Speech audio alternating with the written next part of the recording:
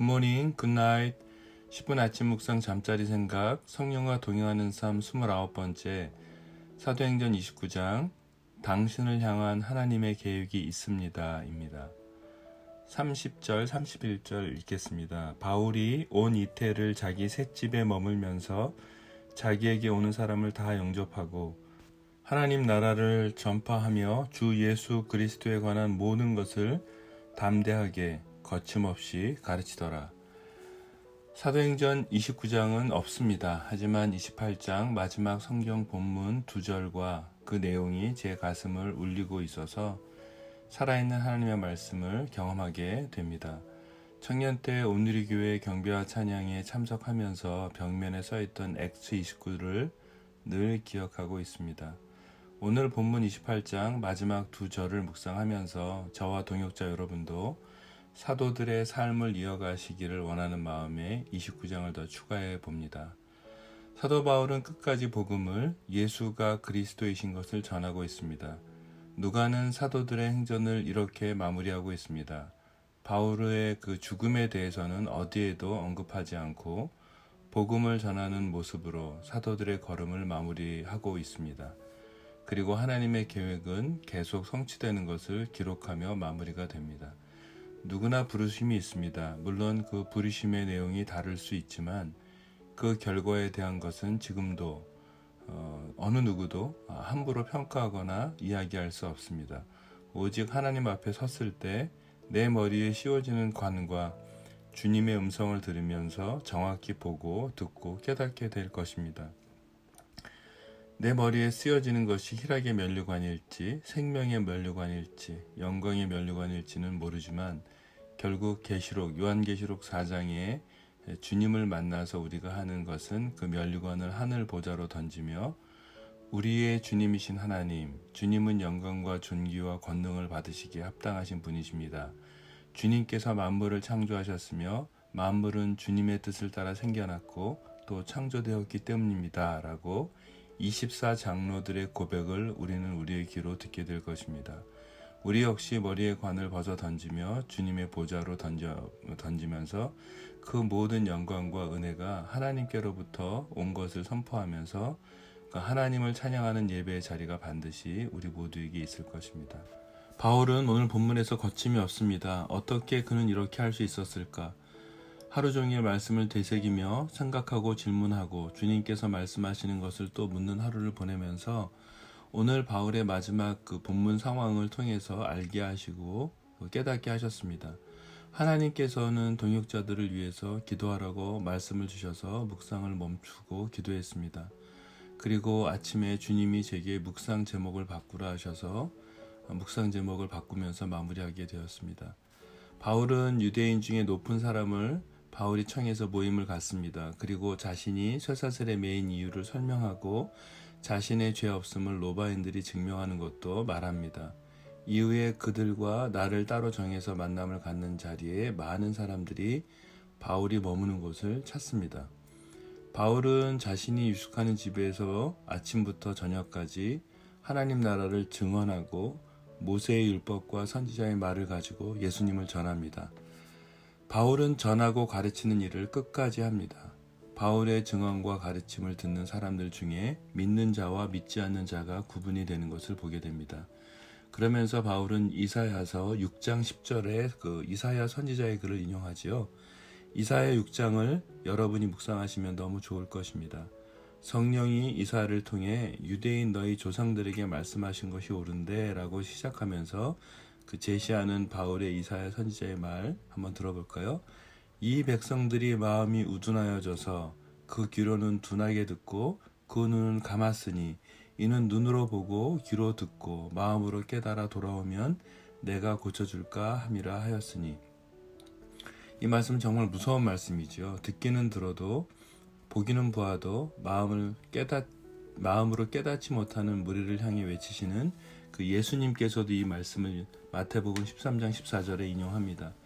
이사야의 예언이 이루어지는 것을 봅니다. 하지만 바울은 끝까지 그 상황에서도 복음을 전하고 있습니다. 저는 세 가지를 아주 중요하게 묵상하게 되었습니다. 그것은 첫 번째, 바울의 이러한 떳떳함 당당함은 과연 어디서부터 비롯된 것일까였습니다.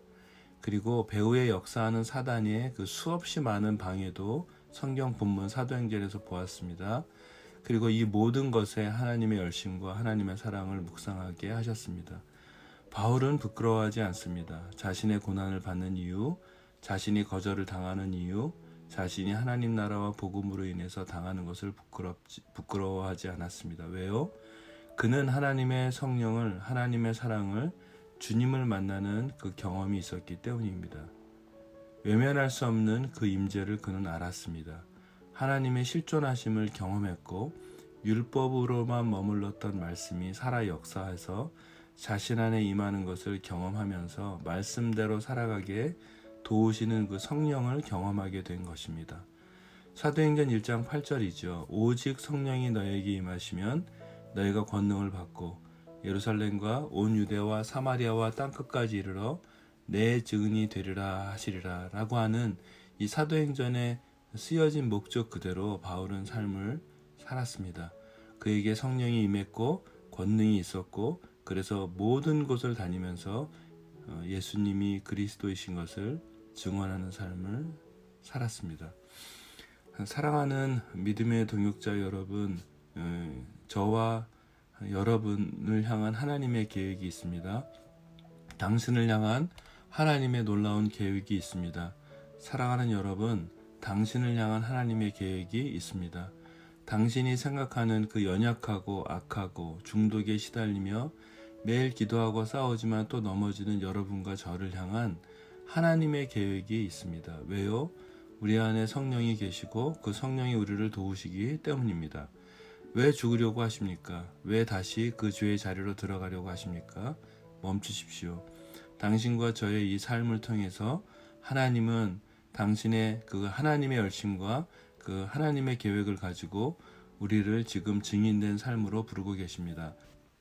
전 세계로 나아가지 않아도 됩니다. 선교사가 되실 필요가 없습니다.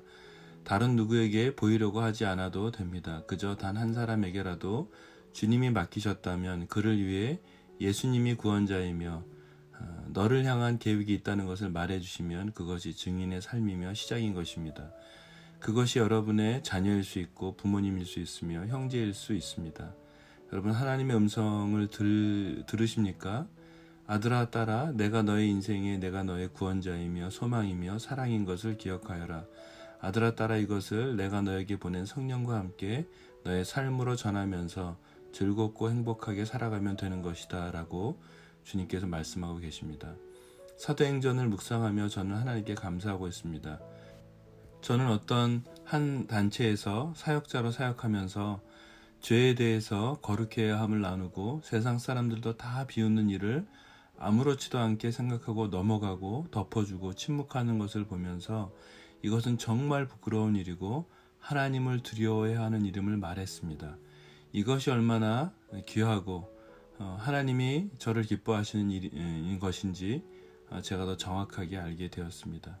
눈이 가려지고 기가 막히고 마음에 깨달음도 없는 사도행전의 군중과 무리들의 어리석음과 간사함도 지금 제가 살아가는 지금 삶에도 벌어지는 것을 보면서 주님께서는 저와 저의 가정이 걸어간 길이 맞다는 것을 계속해서 말씀하고 계셨습니다.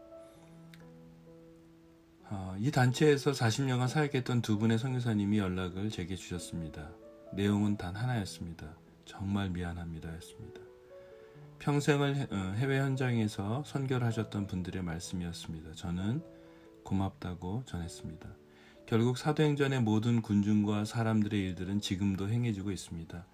이사야의 예언이 지금도 성취되고 있는 것이죠. 하지만 여러분, 이 배후의 사단을 기억하셔야 합니다. 오늘 그것을 주님께서 나누라고 하십니다.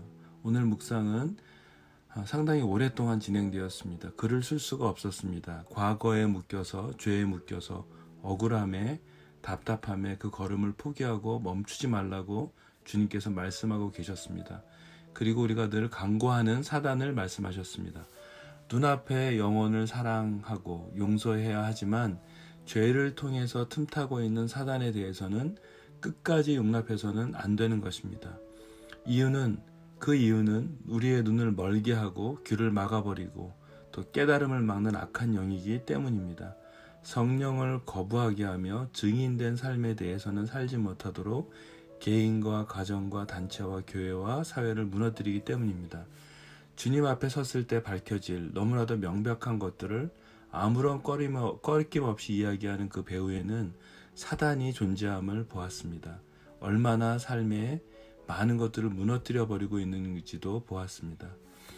사단에게 내어주었던 땅을 찾으십시오. 하나님이 주신 계획을 보지 못하도록, 듣지 못하도록, 깨닫지 못하도록 하는 사단을 향해 외치십시오. 사단아, 너는 나와 우리 가정과 직장과 우리 교회와 사역들로부터 떠나가라, 잠잠하라 외치십시오. 그리고 여러분 기억하십시오. 그리고 외치십시오.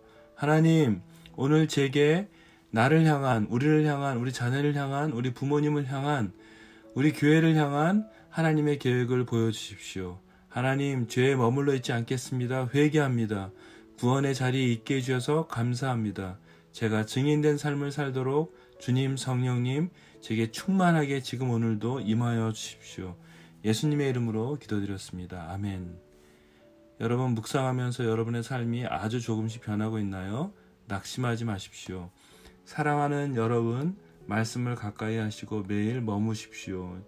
우리의 생각과 마음과 영을 성령께서 말씀하시는 그 말씀 앞에 날마다 샤워하듯 풍성하게 거하십시오. 하나님의 계획을 보실 것입니다. 하나님의 계획을 들으실 것입니다. 하나님의 계획을 깨닫게 되실 것입니다.